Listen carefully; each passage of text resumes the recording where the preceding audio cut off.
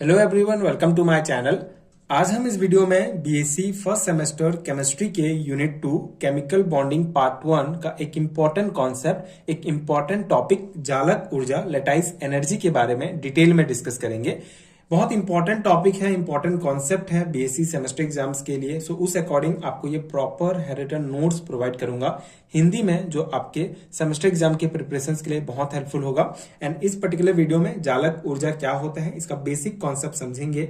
इसके अलावा जालक ऊर्जा कौन कौन से कारकों पर निर्भर करते हैं, कौन कौन से कारक प्रभावित करते हैं, उसको भी डिटेल में समझेंगे। एंड जालक ऊर्जा का जो कैलकुलेशन है, उसका जो फॉर्मूला है, उसको हम समझेंगे। सो एक इंपॉर्टेंट कॉन्सेप्ट है। स्टार्ट करते हैं इसके बेसिक डेफिनेशन से। जालक ऊर्जा लैटिस एनर्जी क्या होता है। सो एक मोल आयनिक क्रिस्टल का उसके अवयवी गैसीय आयनों से बनने में जितनी ऊर्जा उत्सर्जित होती है, वह आयनिक यौगिक की जालक ऊर्जा लैटिस एनर्जी कहलाती है। जैसे कोई एक मोल आयनिक क्रिस्टल किससे बनता है, गैसीय आयनों से बनता है। ठीक है, तो ये जो गैसीय आयन है Na+NCl माइनस, जिससे NaCl कंपाउंड बनेगा, तो इसके बनने में जितनी ऊर्जा उत्सर्जित होती है, जितनी ऊर्जा निकलती है, उसी ऊर्जा को लैटिस एनर्जी कहा जाता है। ठीक है, इसको -U के द्वारा रिप्रेजेंट किया जाता है। अगर हम सिंपल शब्दों में समझें तो लैटिस एनर्जी किसी आयनिक कंपाउंड में मौजूद आयनों को एक दूसरे से अलग करने या उन्हें क्रिस्टल लैटिस में एक साथ जोड़ने के लिए जो आवश्यक ऊर्जा की आवश्यकता होती है, उसी को ही हम लैटिस एनर्जी कहते हैं। ठीक है, इसका एक और बेसिक डेफिनेशन है। एक मोल ठोस आयनिक क्रिस्टल में से उसके अवयवी आयनों को गैसीय रूप में पृथक करने के लिए जितनी ऊर्जा की आवश्यकता होती है, वह जालक ऊर्जा कहलाती है। ठीक है, एक मोल ठोस जो आयनिक क्रिस्टल है, इसके अवयवी आयनों जैसे कि Na+ और Cl- को गैसीय रूप में पृथक करने के लिए, ठीक, गैसीय रूप में अलग अलग करने के लिए जितनी ऊर्जा की आवश्यकता होती है, उसी को जालक ऊर्जा कहते हैं। ठीक है, तो वही बेसिक डेफिनेशन वही है। इसको आप इधर से उल्टा भी लिख सकते हैं, इधर भी लिख सकते हैं कि एक आयनिक क्रिस्टल बनने के लिए जो गैसीय आयन होते हैं, वो ठीक है, गैसीय आयन जो होते हैं उनको जोड़ते हैं। उसके बाद जो ये हमारा क्रिस्टल बनता है, इसमें जो एनर्जी निकलता है, उसी को लैटिस एनर्जी कहते हैं। ठीक है, ये हो गया बेसिक इसका डेफिनेशन, बेसिक कॉन्सेप्ट। अब इसको प्रभावित करने वाले जो कारक है, उसको हम देखते हैं। उससे पहले देखिए, ये जो जालक ऊर्जा होता है, इसको किलो जूल प्रति मोल, ठीक है, किलो जूल प्रति मोल के द्वारा मापा जाता है। ठीक है, इससे मापा जाता है, इसका ये यूनिट है, ये आप ध्यान रखेंगे। अब जालक ऊर्जा को निम्न कारक प्रभावित करते हैं। पहला कारक है आयनों का साइज। ठीक है, जो आयन्स होते हैं उसका साइज कैसे प्रभावित करता है। सो आयनों का साइज जितना अधिक होगा, जालक ऊर्जा का मान उतना कम हो जाएगा। ठीक है, आयनों का जो साइज है वो जितना ज्यादा होगा, जितना बड़ा होगा, जालक ऊर्जा का मान उतना होगा, क्योंकि उतना जो है कम हो जाएगा।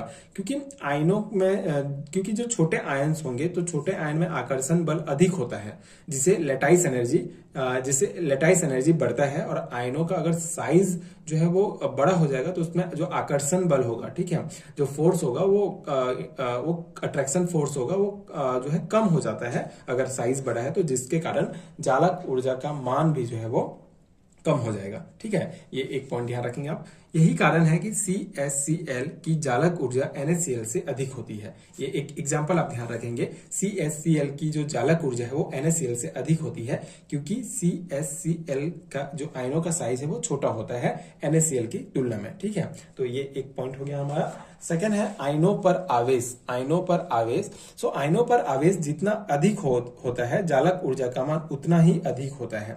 यही कारण है कि MgO NaCl की तुलना में अधिक स्थायी होता है। अब यहाँ पे आयनों पर आवेश की बात कर रहे हैं। ठीक है, तो आयनों में आवेश जितना अधिक होगा, ठीक है, जैसे कि अगर हम यहाँ पे एग्जांपल ले रहे हैं MgO और NaCl, तो MgO की बात करें तो Mg में जो है वो 2+ आयन होता है। ठीक है, NO में 2- आयन होता है, और इसी प्रकार NaCl में Na+ Cl- होगा। तो इसमें एक एक आवेश है, एक एक चार्ज है, और इसमें दो चार्जेस हैं। तो आवेश जितना ज्यादा होगा, वो जालक ऊर्जा का मान उतना अधिक होगा। इसीलिए MgO पे जो जालक ऊर्जा का मान है इसका, वो ज्यादा है, और ये ज्यादा स्थायी होता है NaCl की तुलना में, क्योंकि इसमें जो चार्जेस हैं, जो आवेश है, वो कम है, और इसमें जो आवेश है वो ज्यादा है। ठीक है, ये हो गया हमारा सेकंड पॉइंट, जो है जिस पर निर्भर करता है जालक ऊर्जा। थर्ड है आयनों का इलेक्ट्रॉनिक विन्यास। अब इसमें क्या है, आयनों के इलेक्ट्रॉनों की संख्या में वृद्धि होने पर चालक ऊर्जा का मान कम होता है। ठीक है, कम होता है। अगर इलेक्ट्रॉनों की संख्या वृद्धि होती जाएगी, जैसे जैसे हम पीरियोडिक टेबल में आगे बढ़ते जाएंगे, जो इलेक्ट्रॉन का नंबर अगर बढ़ते जाता है, जिससे उसका इलेक्ट्रॉनिक विन्यास भी बढ़ते जाएगा, तो उसका ऊर्जा का जो चालक ऊर्जा का मान है वो कम होते जाएगा। ठीक है, जैसे यहाँ पे एक दिया गया है CSI, caesium iodide, caesium fluoride, इन सब का जो है ये यहाँ पे ठीक है, इसका कम होगा इसकी तुलना में, फिर ठीक है, फिर इसका कम होगा इसकी तुलना में। इस प्रकार से आप देख सकते हैं इसका मान जो है ये कम होते जा रहा है ना। तो ये एक शो किया गया है, ये आप ध्यान रखेंगे। ठीक है, कि जैसे जैसे इलेक्ट्रॉनों की संख्या वृद्धि होगी, चालक ऊर्जा का मान जो है वो कम होता है। अब ये हो गया हमारा जो कारक प्रभावित करते हैं। अब यहाँ पे अगर हम चालक ऊर्जा की गणना की बात करें, तो चालक ऊर्जा की गणना हम बॉर्न हेबर साइकिल के द्वारा कर सकते हैं। बॉर्न हेबर साइकिल बहुत इंपॉर्टेंट कॉन्सेप्ट है, अगले वीडियो में हम डिटेल में इस कॉन्सेप्ट को समझेंगे। अभी आपको ये ध्यान रखना है कि चालक ऊर्जा की गणना हम गणना के लिए दो जो है मेन मॉडल का यूज करते हैं। एक तो बॉर्न हेबर साइकिल और दूसरा है स्थिर वैद्युत मॉडल, जो है इलेक्ट्रोस्टैटिक मॉडल। ठीक है, तो ये दो जो है मेन सोर्स है जिससे हम चालक ऊर्जा को गणना कर सकते हैं। यहाँ पर चालक ऊर्जा को कैलकुलेट करने के लिए एक फॉर्मूला दिया गया है, जो आप ध्यान रखेंगे, बहुत इंपॉर्टेंट फॉर्मूला है। इसी के द्वारा चालक ऊर्जा को कैलकुलेट कर सकते हैं। सो ये फॉर्मूला है N0 A Z plus Z minus upon R, और यहाँ पे ये ईटा -1 अपॉन ईटा। ठीक है, जहां पे हमारा N0 का मान होता है एवोगैड्रो स्थिरांक, जिसका मान है ये N0 क्या शो करता है, ये एवोगैड्रो स्थिरांक है, जिसका मान होता है 6.023 इंटू 10⁻23 मोल इनवर्स। ठीक है, इसके द्वारा ये जो है एवोगैड्रो स्थिरांक है। इसके अलावा ये जो ए है फॉर्मूला में, ये है मेडुलोंग स्थिरांक, और ये जो ईटा है ये शो करता है बोर्न स्थिरांक को, और यहाँ पे ये आर है हमारा अंतरनाभिकीय दूरी। ठीक है, इंटर न्यूक्लियर डिस्टेंस को शो करता है। तो इस प्रकार से हम इस फॉर्मूला के द्वारा चालक ऊर्जा का मान जो है हम कैलकुलेट कर सकते हैं। ये आप ध्यान रखेंगे, इंपॉर्टेंट है। तो यहाँ पे हमारा कंप्लीट हुआ टॉपिक चालक ऊर्जा, लेटाइस एनर्जी क्या होता है, बेसिक कॉन्सेप्ट हमने यहाँ पे समझा। अगले वीडियो में हम बॉर्न हेबर साइकिल के द्वारा कैसे चालक ऊर्जा को कैलकुलेट करते हैं उसको डिटेल में समझेंगे।